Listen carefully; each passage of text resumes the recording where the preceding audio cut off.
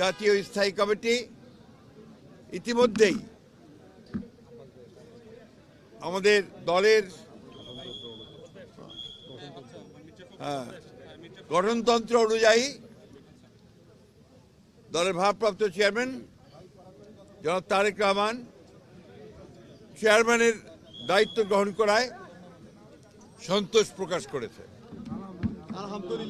এবং চেয়ারম্যান দল পরিচালনার ক্ষেত্রে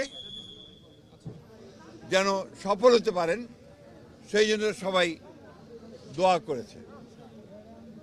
প্রিয় সাংবাদিক বন্ধুগণ, এর পরের যে সিদ্ধান্ত আমরা নিয়েছি এই সিদ্ধান্তটি হচ্ছে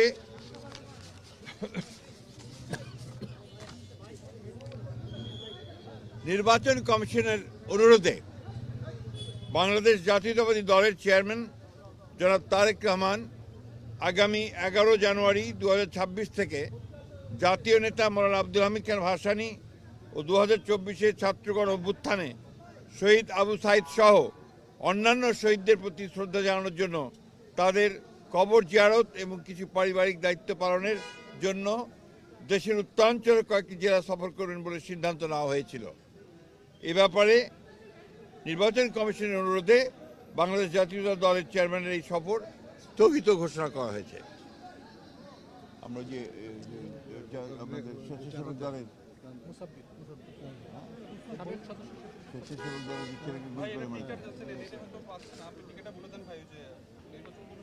আপনারা ইতিমধ্যেই এই খবরটা সবাই জানেন। প্লিজ ভাই প্লিজ, আপনারা সবাই খবরটা খুব ভালো করে জানেন যে দেশের যে নির্বাচন আগামী ফেব্রুয়ারি মাসের 12 থেকে অনুষ্ঠিত হতে যাচ্ছে, সেই নির্বাচনকে বিভিন্নভাবে প্রশ্নবিদ্ধ করার জন্য, বানচাল করার জন্য একটা মহল বিভিন্নভাবে চক্রান্ত করছে। তারা ইতিমধ্যেই আপনি জানেন যে উসমান হাদিকে গুলি করে হত্যা করা হয়েছে।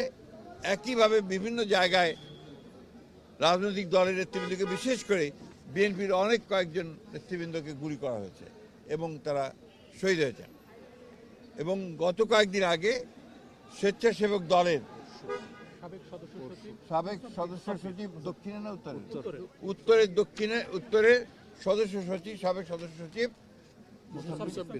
মুসাব্বিরকে গুলি করে হত্যা করা হয়েছে। আমরা ইতিমধ্যেই এর তীব্র নিন্দা জানিয়েছি, ক্ষোভ প্রকাশ করেছি।